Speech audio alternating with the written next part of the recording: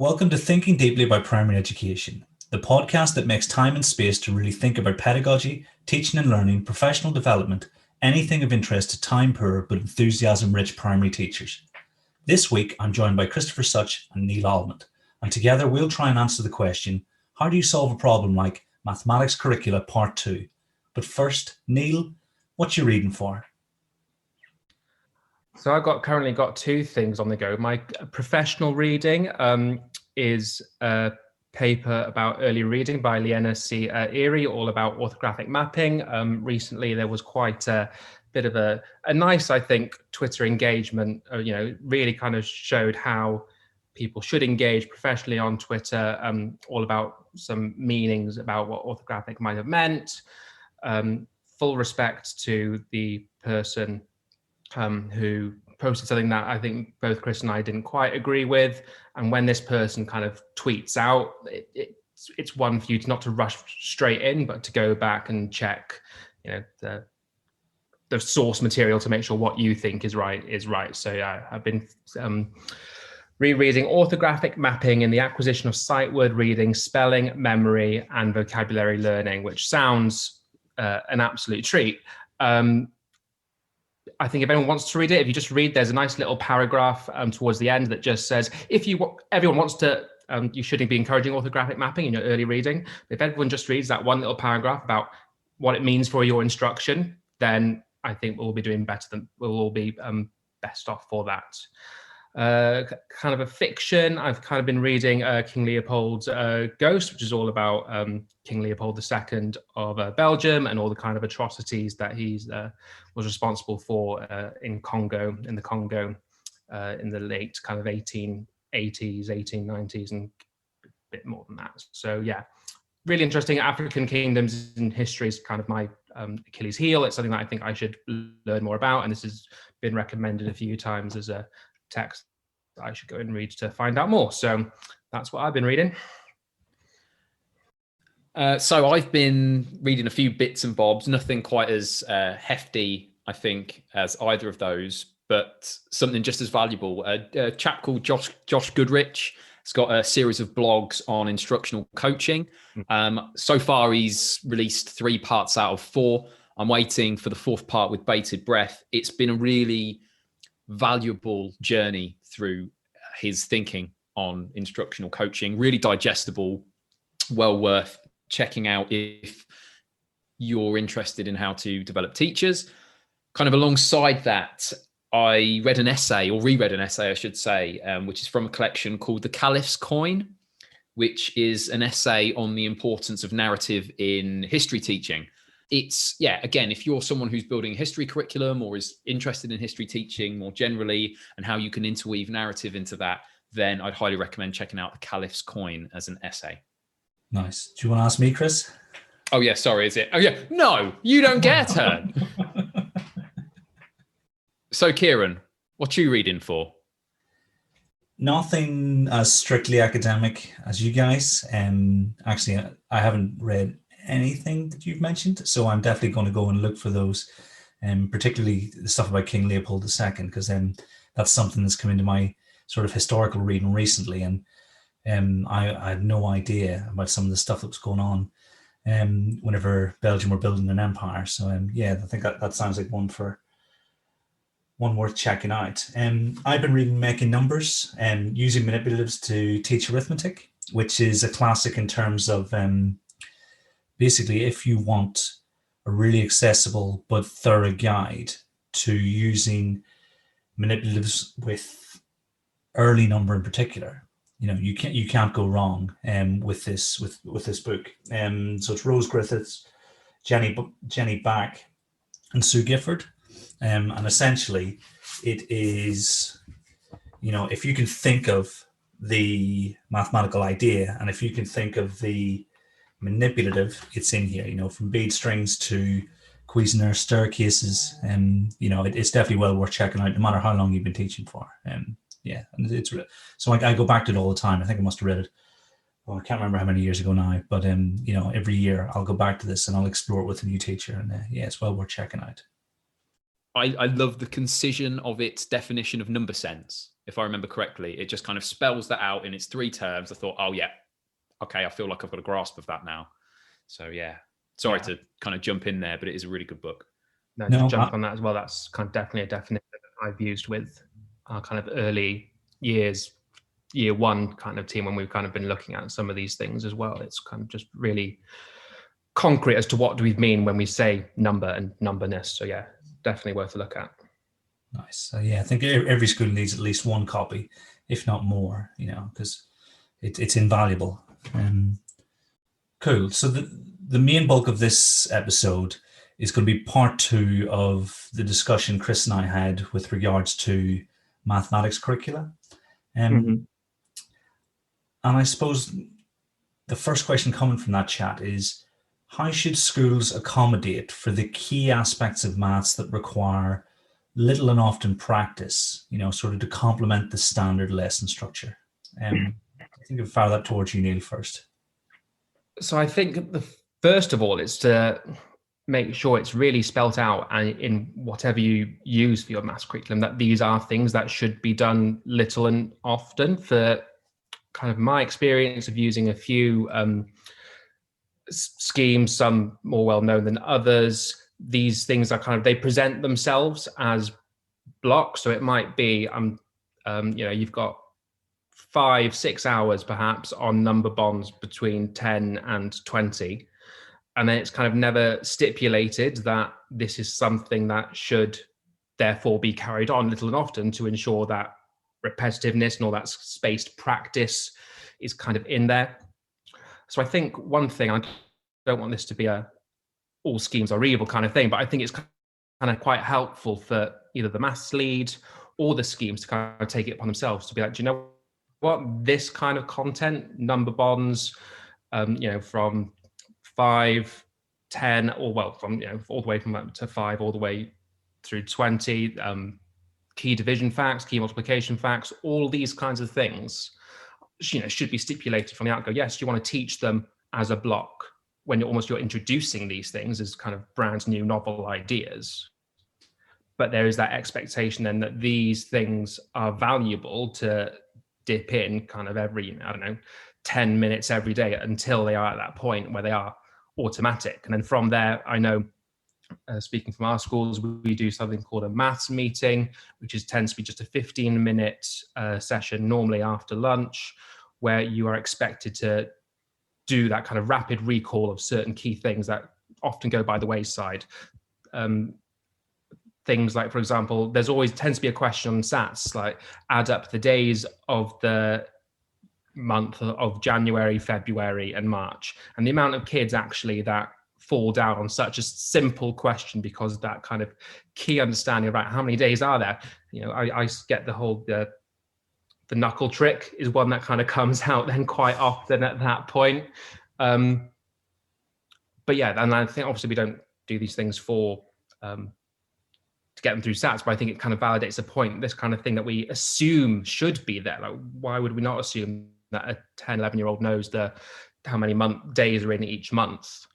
So I think it's just kind of there, make sure that we really enforce which content deserves this little and often, decide how that should be, whether that should be a whole school thing like a maths meeting, or whether that's just teachers using their professional judgment and saying, do you know what, we're coming in from break now to settle them in, let's do some number bonds. Or, I used to get mine chanting times tables to and from the classroom when they go into assembly, for example, and just kind of finding times in the day where you can do that kind of thing. So that would be my initial response to that first question. If I may, I'll kind of jump in there. I think, yeah, for me, you've hit the 2 most important ideas. The fact that it needs to be spelled out clearly in the curriculum, what stuff requires or most requires little and often practice. I think it's fair to say that everything can benefit from it, but there are some things that really can't be learned without it. Key number facts like number bonds, multiplication tables, and the related division facts are a great example. I think the second thing you mentioned about it ideally being a chunk in the timetable, you talked about maths meetings, but having a stated part of the day, be it morning activity, just after lunch, whenever it may be. I think those are the 2 key ones. I'd probably add, in terms of how you can then accommodate that? I think part of that comes down to motivation as well. How can you keep it interesting? How can you make it something that children are really gagging to do? I think where in doubt, finding ways to make it, to gamify it, if you will, to make it playful. I'm not going to say I'm a big fan of competition between children in a classroom, but children competing with themselves in order to say, like, oh, you got this many yesterday, can you get this many more today? I think that kind of personal competition isn't the end of the world. And I think for a lot of children, it can be quite motivating, used very carefully, of course. I would also say that, linked to what Neil said, routines is a big deal, because if it doesn't matter if it's 15 minutes in a day, if the teacher themselves is meant to have this in their timetable after lunch, but they take a little bit too long over the register, and then they've got to get changed for PE and it doesn't quite fit in. A teacher sticking to a routine and sticking to that timetable and knowing that that's protected, worthwhile time is a key point. I guess the last thing I'd say is that things like numbots, times table rock stars, being able to squeeze those into your school day, or dare I say as well, encourage that at home if you've got the equipment that allows that to be the case, can be a really good way to bring that in. And I guess that links to my idea about it being playful and it being gamified. Yeah, I think Chris put on a really interesting point there about the gamification. And obviously we have things like numbots, we've got things like timetable rockstars. So there's probably I think quite a strong case at primary level to say, do you know what? Your maths homework isn't to kind of necessarily to practice all of these other kind of skills that we naturally probably give. Oh, we've just taught you fractions, so here's some homework, some additional kind of fraction work. But actually it is to make sure that all those children, your homework is literally just to spend 10 minutes on numbots, 10 minutes on timetables rockstars per day, or then there's an after-school club to accommodate those children who perhaps can't because of issues at home, or they don't have devices, whatever it may be. And I think what schools may find is that they would actually see an increase in kind of children's attitudes towards mathematics, because they have that security of knowing those key facts. So they're going to access those higher order mathematical concepts quicker. Yeah, I think you guys hit the nail on the head. And one of the first things I said to my teachers, about 4 years ago now, was it doesn't matter when in the day things like retrieval practice happen, so long as they do happen. And I think that point about finding time and space in the sort of the daily routine is a really important one, because there can be times when not much is happening, and you can fill it with short, sharp activities. And I think as long as teachers feel they have the freedom to be in charge of their own timetable, because the curriculum can be quite full. And so the route I went down was, I said, okay, this is what we'd like to happen. You tell me when's best. Some people it's before lunch, some people it's first thing in the morning, some people it's before they go home.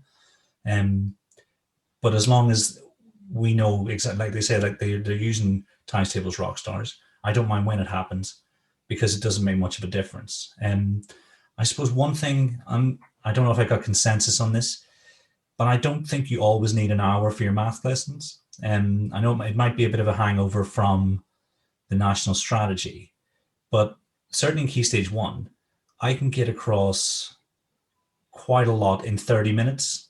30 minutes of back and forth between me and the kids. That almost frees up another half hour that you could, for instance, change the subject altogether. And then you've got, wherever you were going to do that, you can put in some of that daily and often maths. So I think it's just about making it work for yourselves. If this is what I want to achieve, and this is the time I can achieve it in, that's the approach I would take, and everyone knows the curriculum we're following. Everyone knows where we want to be by the time we get to July. And then what happens in between, I think, depending on the teacher, you will give more autonomy in terms of what happens, because if someone's new and they're finding timetable management difficult, I will suggest times that I can see in their day. But if someone's really experienced, well, then it's up to them, and I'll know they're doing stuff because you will see it in in the progress the kids make. And yeah, so I think you guys hit the nail on the head. I went to see a school in Sunderland just before the first lockdown. I think it must have been 2 weeks before we locked down, and we didn't think we were going to get to go. And with their nursery reception, the first 5 minutes was a really quick subotising activity. And then they would move into the bulk of the lesson. And so little and often they were doing, the stuff that they deemed important at that point in their journey. But I don't really think you can ask for more than that. I guess I'm thinking, what are people's thoughts on perhaps, being quite systematic and detailed as to what those little and often bits should be? If key stage 2, if an outcome by the end of year 2, rather, is that they need to know all their number bonds to within 20, would you go for a route of saying, well, we're going to dedicate autumn for 10, 11, 12, 13, 14, and then et cetera, or do you think it'd be better off to say, just, here's the outcome, as long as you do it by then, we don't really mind how you do it, whether that's just doing all of them in autumn and then kind of just doing again more little and often, or just kind of little and often, perhaps just 10 to 13 and then 14 to 16 kind of the following term. So I'd love to hear your thoughts, Chris, on what you think that would be, what that would be like. I think this ties back into the number bonds discussion we had a little while back. I think it comes down to how you're teaching number bonds. I think there is a tendency for teachers to think it's just, here are the questions, do lots and lots of them. But my preference is to break those down into smaller skills. So for example, once on the assumption that children already are comfortable with their number bonds, 6, 7, 8, 9, up to 10, then I'm looking at doubles, particularly double 6, double 7, double 8, double 9. Once they're comfortable with those, or as they're approaching comfort with those, I'm looking at near doubles. Once I then look at things like, can you add a number quickly to 10? And if you can do that, that's the first step towards being able to bridge through 9, bridge through 8. So over time, I'm building up these calculation strategies step by step. And then the end goal is, here's just a load of number bonds inside 20, both addition, subtraction, but there are definite steps along the way. One I forget there, and one that's one of the most, in my view, the most important, is helping children to recognize that when they are attempting a subtraction, that you can understand it or perhaps get to it quicker through understanding the related addition. I've found that when you say something like, what's 13 subtract 7, once children have grasped that that's, the idea of additive inverse, and they can go, oh, that means what goes with 7 to make 13, they tend to get to it quicker. So I think there's lots of little sub-skills along the way. My preference is to break those sub-skills down and kind of teach them almost to a level of expertise one at a time, little and often, and then get to the number bonds at the end. But I can't with hand on heart say that that's definitely better than mixing it all up. What about you, Kieran? I think a lot of the time it is teacher judgment, but increasingly, particularly where children are struggling, reducing the amount that we're expecting by a certain point, I think would be really useful. For instance, there are only a certain number of unique times table facts. And rather than giving those children everything, it's looking at that, I suppose it's a staircase, isn't it? And focusing bit by bit and sort of saying, okay, this is where we want to be by the end of year 4, and then almost working back. And I think to an extent it needs to tie in with your larger and wider curriculum. For instance, we had that conversation during the quiz where we talked about time and multiples of 5. And so I think where you teach time and where you teach time to 5 minutes, 15 minutes, I think is impacted by that. So I think particularly where people struggle, I'm more specific in my advice. But I also know that there's a story to work through on numbots that will take you through all of the mental methods and more that we expect our pupils to know. And equally, the automatic training mode, we know which points we need to be at before we get to the end of year 4. And so that does a lot of the thinking for us, because I've had the fortune of playing numbots with my oldest. And every time I look at him, oh yes, that's what I'm going to teach my kids next week, and that kind of thing. And, you know, they've really chosen the most fundamental mental processes and the ways of thinking, and broken them down into this game that kids really love playing. And so, you know, I've had, you know, when I see my oldest, and, you know, when he says something like 13 minus 7, I can see him jumping to 10 and then jumping on, and sort of working out that difference. So yeah, in summary, it depends on the situation, but I do see the value in being really specific, particularly with inexperienced teachers and with pupils who are struggling to get those bonds and get those key facts. Yeah, I think you bring up something else that I always find quite interesting, and that's that automatic setting that's on, I know it's on Times Tables Rockstars, where instead of saying, you know, you are just going to do the 2 times table, obviously the countless data that Times Tables Rockstars have, like, you can almost get the children to self-learn these times tables to a degree. How much, you know, conceptual understanding they may have of them, you can question, but if you ask them what 7 times 4 was, they would be able to get that. And I always kind of find, so where we are right now is that we kind of say, you know, oh, in this term you're going to learn times tables 2 to 3, and actually I wonder if we just said, no, do you know what, it's going to be from year 2, everyone gets a Times Tables Rockstar account, and we just click that button that says self-teach. They do that initial quiz, and then they just kind of go through it. And I kind of wonder whether that would make a difference or have an impact on their learning, whether it is because you know, it takes it at their own pace. But obviously a teacher can, if they're going too slow, a teacher will be able to see that and they can intervene.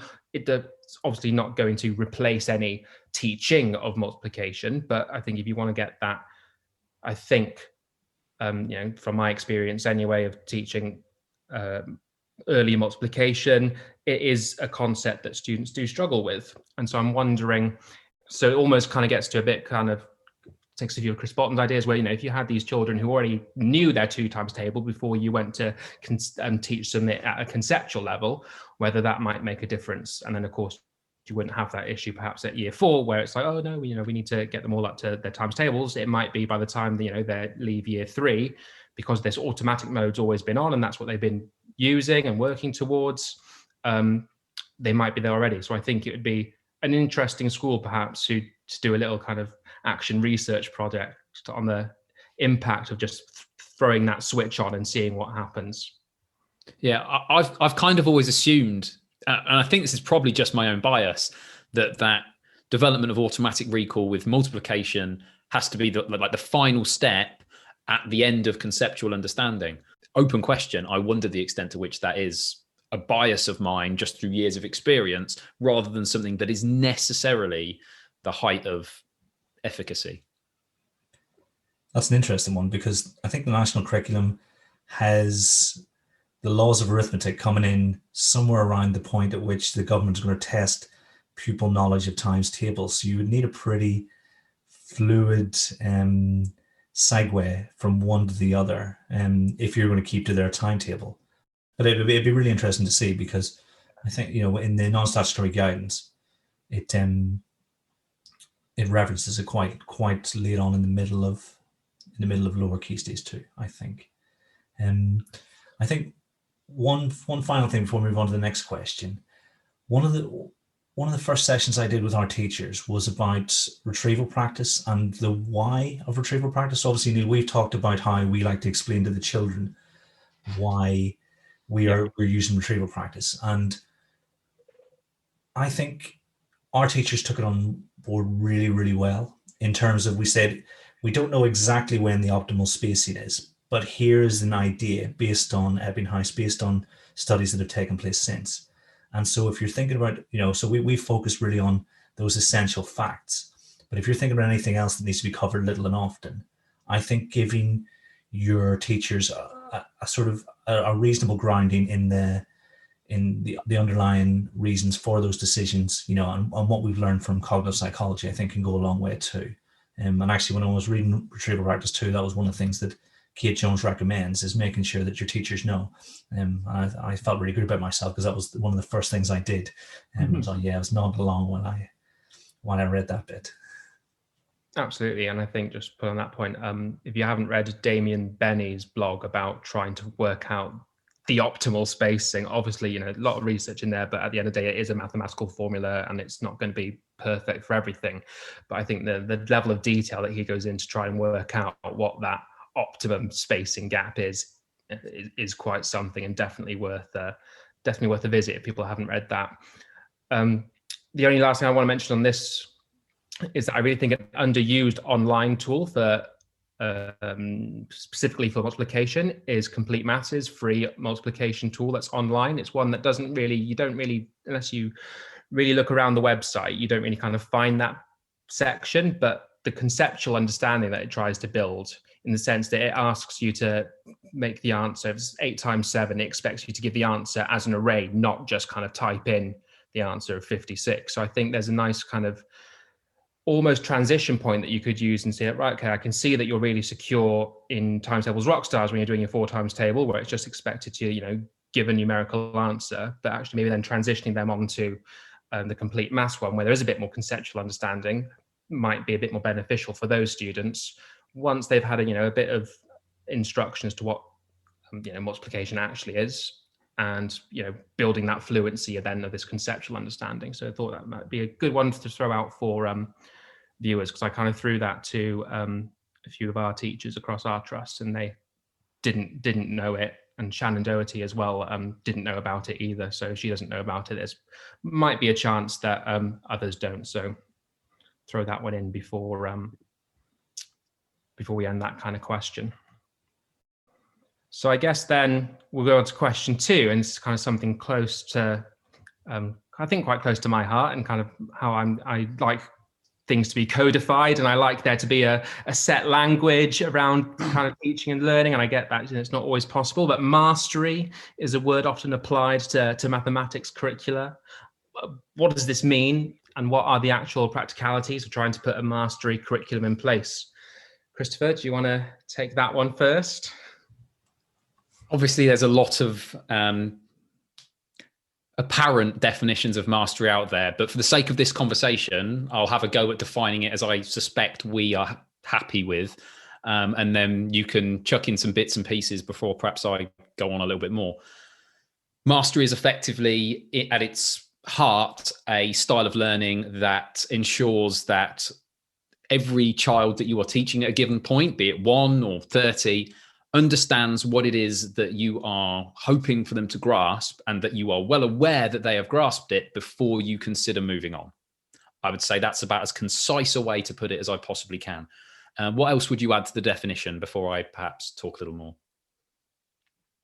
I kind of noticed that you said style of learning, and I'm thinking of a few people who might probably disagree, and that it is more of a model of schooling as opposed to a style of learning, in that I think you can have teachers within a classroom who are implementing some sort of mastery structure, as you've kind of explained it, but whether you could actually then call that mastery learning if everything else isn't in place, and what's come before hasn't been done through a mastery approach, and what's going to happen afterwards is a true mastery approach. I might gently challenge you on that ever so slightly.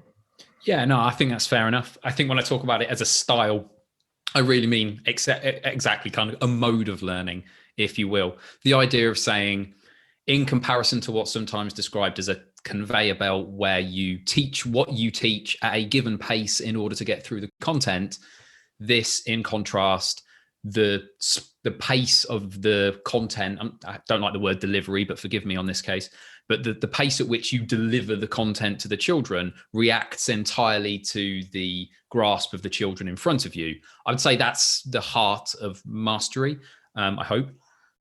I do think that across the country, including mine, that pedagogical knowledge related to mathematics could be better, though I don't tend to blame teachers for that. I think the system has a lot to answer for. I think it's true that quite often children do move up through the curriculum quicker than they need to, and that we don't develop certain foundations in mathematics as carefully and for as long as we could do, and also that generally we tolerate too high a failure rate in our schools when it comes to mathematics across the board. For me, and in my context, I think what mastery is to me is almost a disposition. And it's the relationship between curriculum, pedagogy, and pupil prior knowledge. And I think your disposition that overrides or sort of the umbrella above everything is the expectation that the vast majority can attain well. And then I think from there, it's about your expectations of your curriculum, and in particular, the pace at which we should go through it. Because I think that's the first change you can make towards a mastery model of schooling. Because when I started teaching, you had to try and get a kid from level 1 to level 5 as quickly as possible. And so there will be lots of teachers who have been doing that for a very long time. And so for me, using the disposition of that all children can achieve well, or the vast majority can, it's thinking about, well, actually, this isn't a race. We don't need to race through this. We need to make sure that the important things are done really well, because things do become easier further down the line. And we may not see that because it may be at GCSE level that things are becoming easier because they don't have to spend so much time over the fundamentals again. But I do think identify that which is important and teach it really well. And then where pupils don't have the prior knowledge, it's then what do we do for those children? And in my opinion, it's giving our strongest teachers to our pupils who struggle the most. And so those three things in relationship with each other are the steps. That's what mastery means to me. And I know it's not in anyone's definition per se, but that's how I approach it, because I think that's how mastery of the subject is possible from the largest number of pupils. Yeah, I mean, taking that as a definition of mastery, I don't think I certainly wouldn't disagree with that. If people ask me what I think about mastery, I'd actually consider myself something of a mastery advocate. The point I would make is that I think there is genuinely the nature of teaching with any sense of pragmatism is recognizing that there are two ends of a spectrum. At one end of a spectrum is a curriculum that moves on at the pace it's going to move on, irrespective of whether children have understood a given thing. At the other end of a spectrum is every single child. We do not move on until every single child has learned every single thing, which I actually think in some ways maybe that's me taking a slightly naive view on what learning is as well. But those are two poles of a spectrum, and I'm definitely more towards the mastery end of it. My understanding of mastery is that mastery doesn't really kind of claim, 100% will. My interpretation is very much just that it will shift that bell curve further towards the right. In that, yes, you're still going to have your top percentile, and you're still going to have your bottom percentile, but where that would be on a normal distributional bell curve, it's going to be a lot more further shifted to the right. So there's still that kind of expectation. Yeah, you know what? These children aren't going to achieve the same as everyone else, but we can do something better than, as Christopher referred to as the conveyor belt curriculum, where, we're in year 3, therefore we'll start year 3 content, despite the fact that we know we have children who can't number bond to 10 yet, for example. And there, I think, naturally, it does make sense to go by the child's development and not try to get them to add 3-digit by 3-digit numbers together. You should be having some kind of implementation, whether that's a short little input, and then you get the majority of the class to go off, and then you kind of just hold this little group back or these little individuals back and say, you know what, we're just going to do something that's similar but different. So it might just be double-digit 10, take away single-digit numbers, whatever it is. So it's related to the actual content that everyone else is there, but it's catered for the developmental need of that particular child. I've got a paper by Guskey really quickly. So Benjamin Bloom codified what mastery looked like, and Guskey works kind of under Benjamin Bloom. And under a title, part says misinterpretations of mastery. It says here quite, I'll read it to you. So teachers, so these efforts focused only on low-level cognitive skills, attempted to break learning down into small segments, and insisted that students quote unquote master each segment before permitted to move on.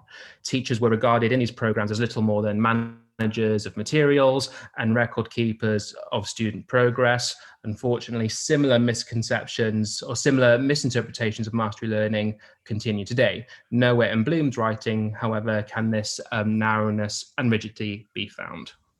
So I thought that was quite an interesting one, perhaps just to think about that. And again, this idea of mastery for me, and it's been around 2,500 years, all the way back to Aristotle.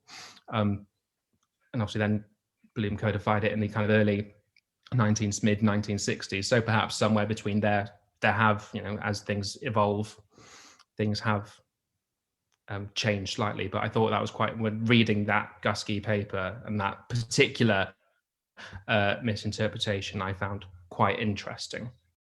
Part of my career recently has been spent working with groups of children in year 5 and 6 quite often who have effectively got off the bus when it comes to mathematics and other subjects, but in particular in mathematics. And in a lot of cases, these are children who I've had to go back to the year 1 curriculum effectively and think, well, I need to build back up and see how far I can get with them. And taking this idea that I'm a big fan of from Mastery, of the idea that as a basis, assume every child can achieve, and given the correct circumstances.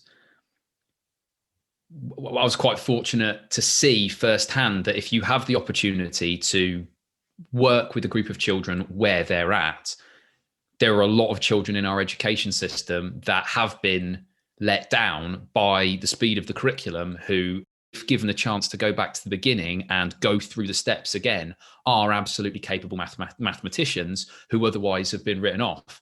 Children who are talked about as if, oh, well, they're never going to get expected standards by the end of year 6, so best of luck, are children who are perfectly capable mathematicians, and if they apply themselves, can do exceptionally well when they get to GCSE. Yeah, and that there's a lot of wasted potential.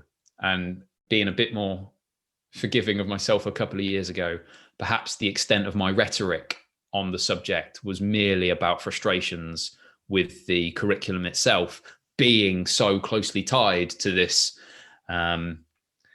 conveyor belt model, and thinking that if I was as powerful as I can be in my pro mastery rhetoric, I might at least be able to shove the needle a little bit.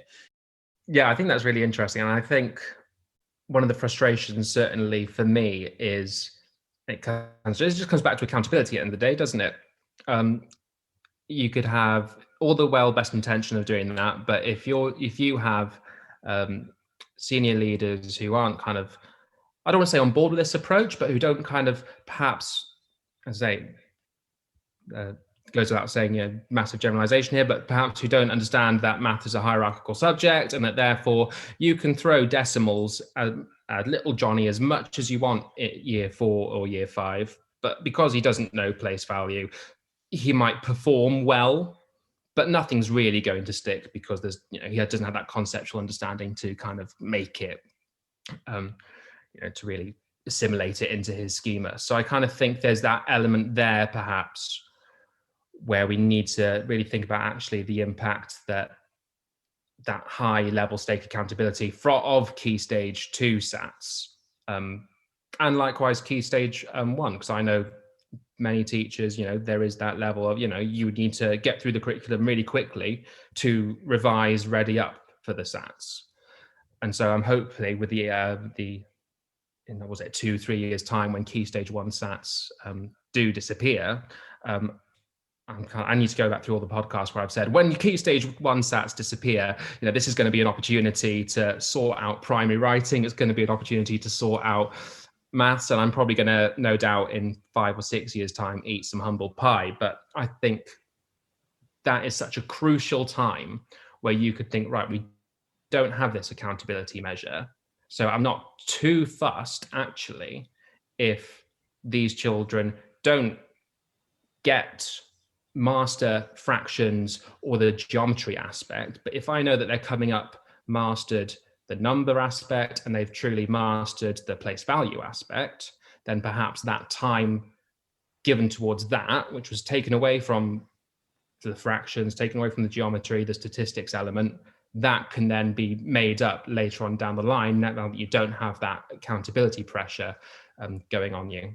But again, I'm happy to probably eat humble pie for that one in the next 5 or 6 years' time, because I've used that as an excuse of sorting out pretty much every educational beast that haunts primary education.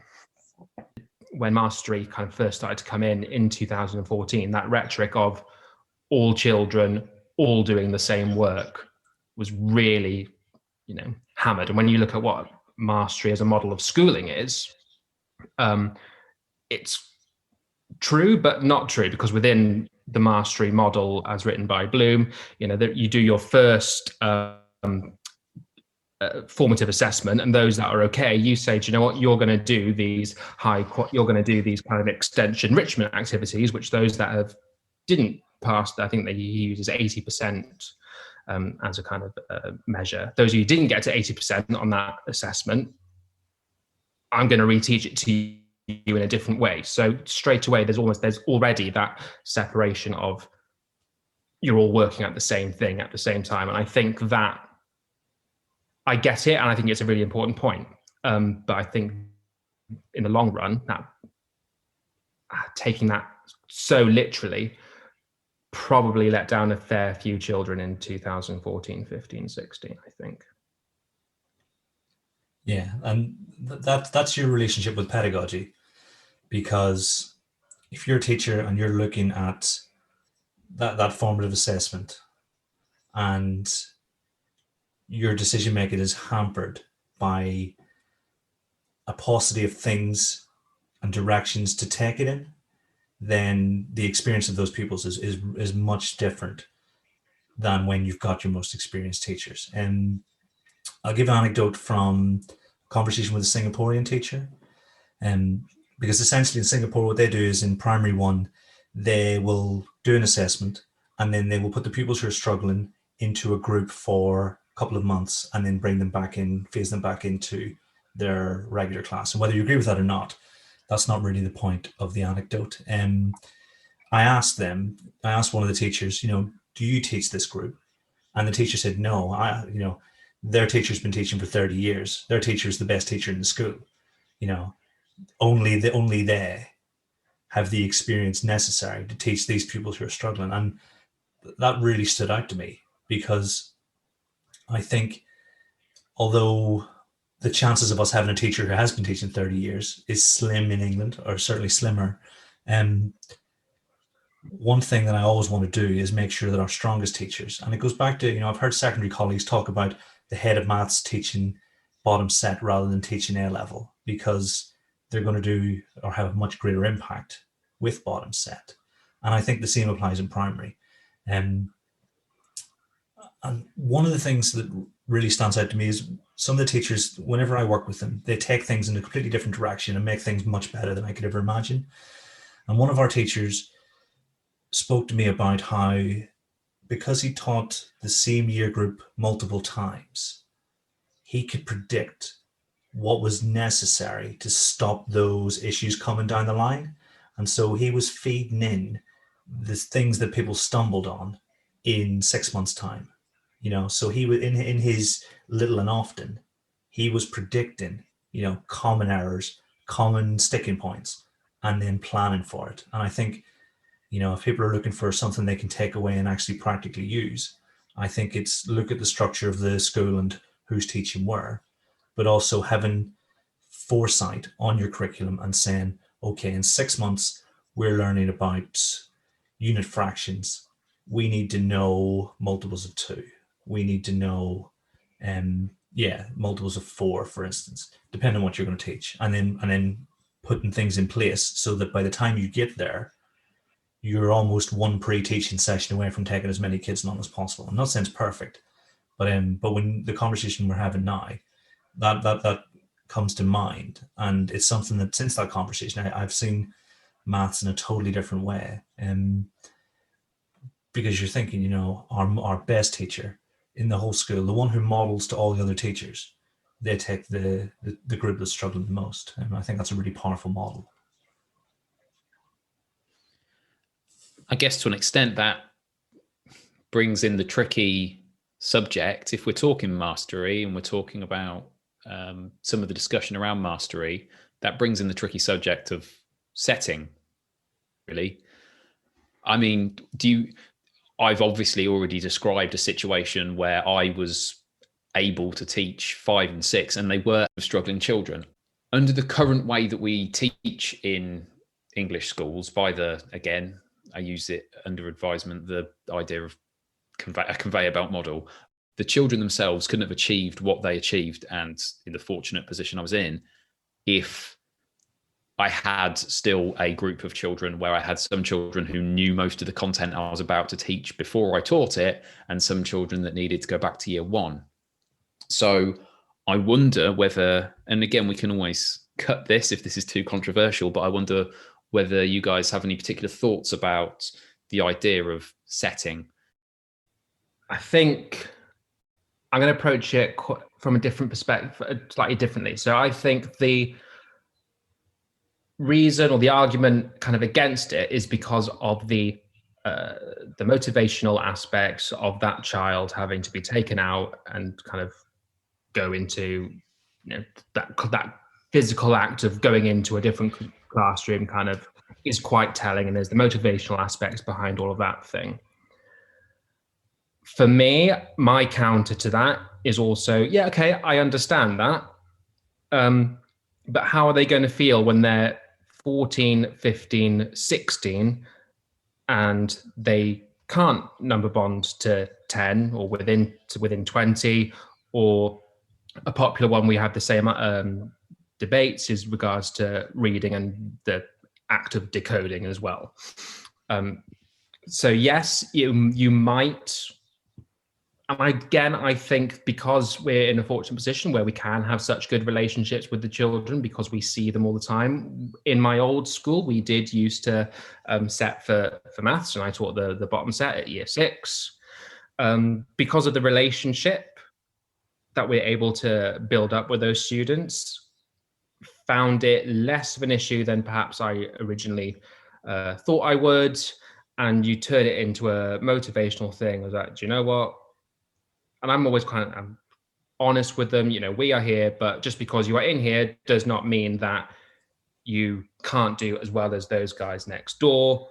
We just need to work a little bit harder than them, which is unfortunate. It sucks, but the way the world is, I'm afraid. I'm not one for painting all kind of rose tinted, everything is fine, everyone is kind of, you know, going to grasp ideas equally as each other.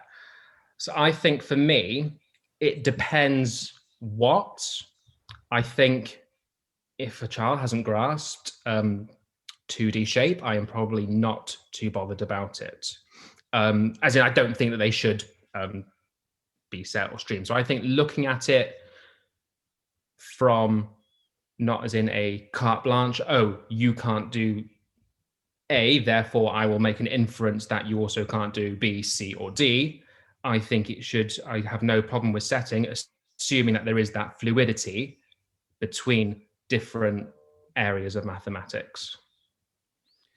I think motivation, the way you described it there, you're on the money, because I think the part that we underestimate is children's social awareness and the extent to which how demotivating it is day in, day out to be in a maths lesson and to not succeed, which is effectively what the alternative is. When we say with setting or not setting, not entirely, it isn't as simple as that, obviously, but both of them have demotivational aspects, is my point. And in one case, you can take a group of children and say, you know what, we've got some gaps in your earlier mathematics that we're going to work on, and you're as capable as anyone else in this school. We've just got to fill those gaps. that is an incredibly motivational message, which doesn't ring true if those children are failing day in, day out, if they are just not quite getting enough time. The really interesting point, just coming back on this idea of mastery again, is that what you find when you work with these groups a lot of the time, not with all children, but with a surprisingly large amount of children, that actually they really do only need 20% more time on a given thing. And they consistently get that 20% more time. And you think, wow, was that really all you needed? Now, that isn't true across the board, but for a surprisingly large amount of children, they do really only need a chunk of time extra. And being able to provide that, either by adapting the curriculum or by just teaching it a bit more, is something that I think can have a massive impact. And again, because of the hierarchical nature of mathematics, being able to get children roughly back to where you want them to be in key areas alongside their peers, so that they can return to the classroom with a renewed sense of capability and confidence. Yeah, I think that's one of the positive arguments for setting, though I'm certainly not what I describe an advocate of setting. Yeah.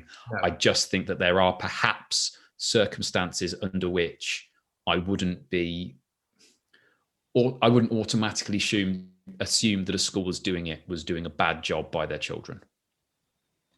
Yeah, I think I'm ambivalent. I hope ambivalent's the right word. But essentially, there's a real lack of empirical evidence as to whether streaming or mixed ability classes are better suited. So whenever I'm asked, what I always say is that whichever one you choose, you have to really lean into. And if a school were to execute setting in the way that you guys have described, where it's not a case of, okay, these guys need stuff from year one, they're only going to do year one, and they're never going to return to the level that their peers are working at, then I think that's a big no-no in terms of how you want to structure your school. But if they were to do as you've described, then I think there are a lot of benefits. So I have no preference either way. But I think execution is essential. Because if it's poorly executed either way, then you're going to have a lot of children getting let down. Yeah, so that's where I stand. Along those lines, I remember a while back listening to someone talking about smile cards and how they had a kind of personalized learning journey effectively through mathematics, and children could move at their own pace. That's, effectively a sort of mastery model, I'd say. There's an individualized nature to it. At the back of my mind, I keep thinking, I wonder whether technology down the line has a role to play in this, not one that diminishes the value of the teacher, but actually requires them to be ready to teach anything across the classroom. I'd love to find out what that's like and how that works. I know it's really interesting, in some of the early Barton Maths podcasts, Smile comes up quite a lot, and you have the likes of Dylan William, who I think loves it. And then you had the likes of Thomas Sherrington, who, and don't quote me on this, who I'm pretty certain wasn't a massive fan of it. But I think, going up with what you've said about technology, Chris, I think we're in a potentially an exciting time in the fact that with Oak Academy, we do have a massive bank of what will be some high quality maths instruction, which is accessible to students, either as an addition to what they are getting in school, which can be used either at home as a homework, or as used as in some sort of same day keep up, where it might be that the role perhaps of the teaching assistant HLTA is there to support and get them to they would play the video where it's been delivered by the teacher, and the TA can be there to support them. Conversely, I think if we think about that mathematical model, the mastery model, where it mentions that after that first diagnostic assessment, some may have that enrichment. Well, it might be there might be a problem-solving activity that a teacher has recorded for Oak, which they can do with the TA, whilst you then give those children who didn't pass that first diagnostic assessment that greater individualized attention that they may need. So as you say, I think technology does have an interesting place, and there is a role that perhaps that what we have now with Oak can be used perhaps to get some form of mastery model up and running. Yeah, I kind of I think that's an interesting idea. I suspect that in terms of, you can hear the skepticism in my voice. Oh, yeah. I suspect that we're a couple of decades away from that kind of level. I think it would need to be something so much more interactive in order to, and that's not any way an insult to what Oak National Academy did. They were working under particular circumstances, but I think it would have to be something so much more. So a little piece of explanation is delivered over 30 seconds and children give a little bit of feedback to see whether they've understood that or whether they'd like it repeated in a different way, or they'd like to see a different model. And then some questions are asked, and then and after a little while it says, nope, need a teacher here. And, a light goes off somewhere. Obviously, this is very much pie in the sky.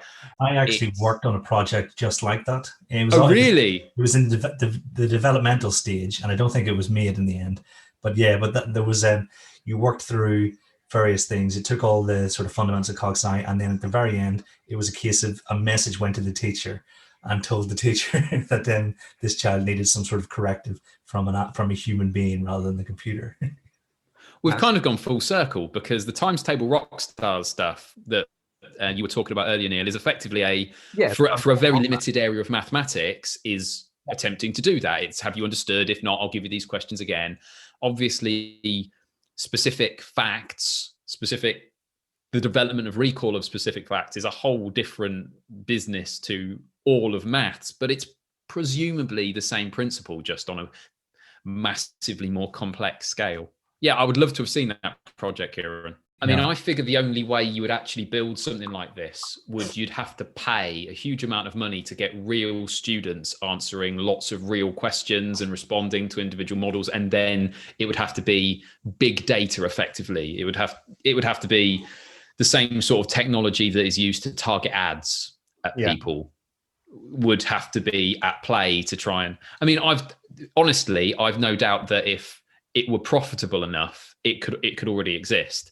But I don't think the profitability of it is going to make it remotely doable until the technology is so far along the line that it's just, oh yeah, we could obviously do this. It'd be really easy. What do you think then, Chris, about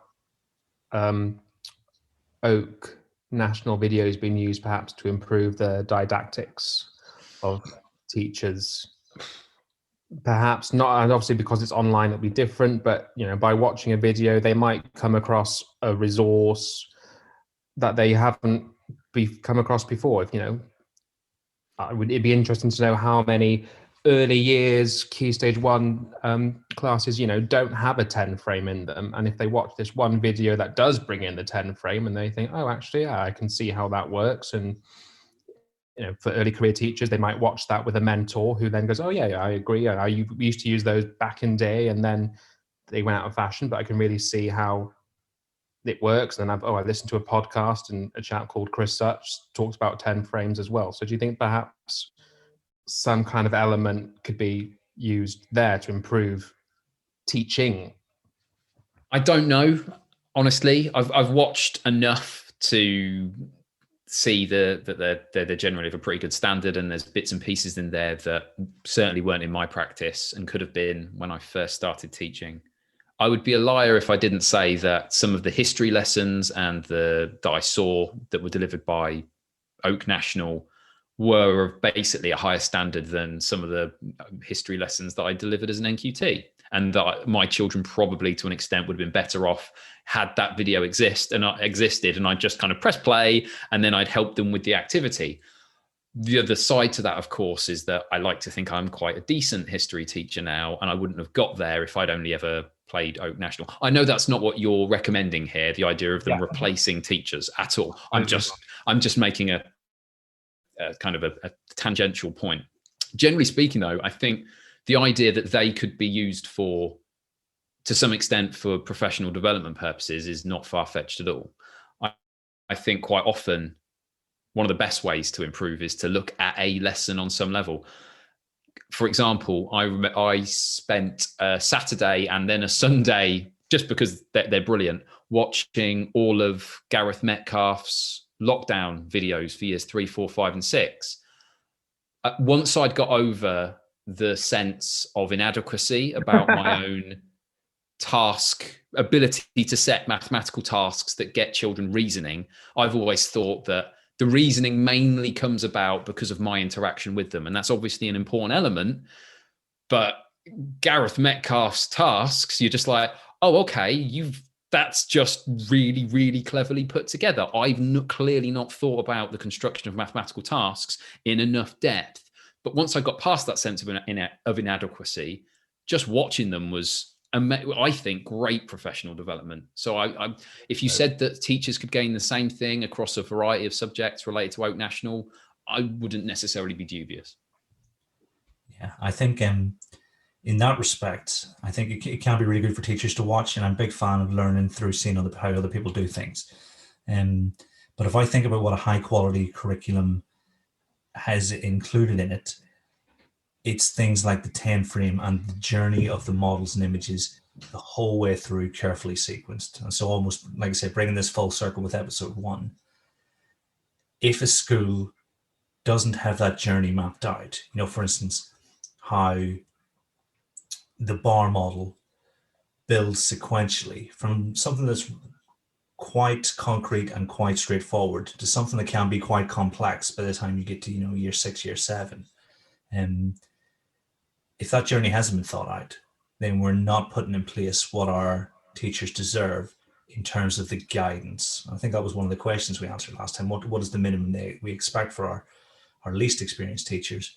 And I think if they're finding out about those ideas via Oak, then that's a less than ideal situation. I think there's lots we can learn from watching other teachers, but I would also make very, very sure that schools had the fundamentals in place. And that for me includes a very clear journey on how the representations travel from nursery all the way through to 6. And so like in my Maths Conf 25 talk, I talk about how I will introduce subtraction as take away in Key Stage 1.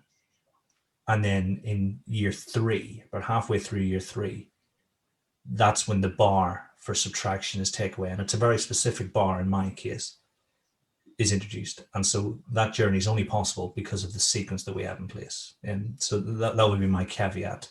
But yeah, absolutely. I know teachers who have watched videos during any of the lockdowns and thought, oh, there's something I'm going to try out. I think it's the what we're going to try out that's really crucial, because it's a key. You don't want schools to be abdicating their responsibility, and there are certain things that are fundamental that schools must do in terms of curriculum, and things like the 10 frame are definitely one of them. So I guess relatively briefly, a final question. What advice would you guys give to someone who had that responsibility for maths curriculum and wanted to make sure they were doing a good job for their school? I'll fire that your way first, Neil. I think for me, it is making sure that teachers are clear of any of the representations that you wish to convey in your curriculum, that the models that you have selected or the manipulatives that you've chosen to make those representations come to life for the children, that the teachers are extremely fluent on. From my experience, when it comes to the use of manipulatives, it's kind of we'll get the box out and the kids can kind of almost have a bit of a free-for-all as to what they choose to use. And it's almost like, as long as they're using a manipulative, then the idea is that is then aiding them in their mathematics journey.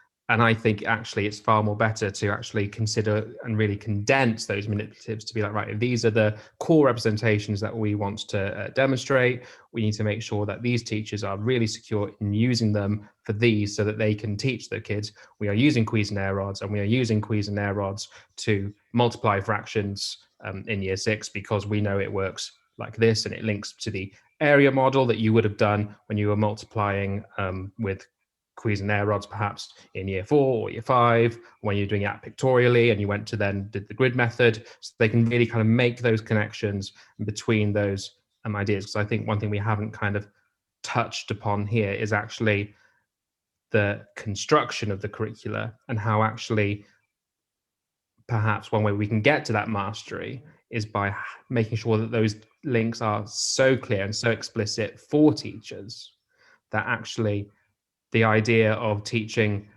ratio is really anything different to division doesn't actually exist. They can see those links, and so that therefore the models that they use are very similar to what they've done. So the amount of time taken to teach children, year 6 children ratio, is reduced dramatically because those models are so clear and the manipulatives that they're going to use for those are so clear and kind of set out in stone. Nice. I think in thinking deeply about primary mathematics, I say that for me, textbooks are a must, but that if you're not going to use a textbook, then you better make sure that what you have in place is equally as good. And the way we do that is by knowing our curriculum intimately. And we do that by living it and reflecting upon that lived experience. Like, I've been very fortunate that I've essentially had 4 years of teaching in every year group on a regular basis and getting to know our journey inside out. And I think if schools are serious about the quality of their maths curricula and the quality of the provision they have in place, then it's about giving their subject leaders the time to get to know the curriculum as well as it needs to be known. Because if you are teaching in year 6 and you have one afternoon a term, then it's going to take you 20 to 30 years to get to know it as well as it deserves to be known. And so I think if schools are really serious, they can't give, I know everyone can't give as much time as I have, but I think we should really consider how well do our leaders know the curriculum, because the better we know it, the better we can support our teachers in the delivery. So I think that's the last thing I would add. It needs a slice of realism. I know because I speak in ideals quite a lot, but I think even if you inch towards having more time for your leads and more time to get to know what you have in place, then all of your pupils are better served. Chris? See, what I wanted to say was something quite mundane in comparison to that, and you've said something quite, I think, relatively profound, so I almost don't want to add it, but I'm going to anyway. You better keep up it in.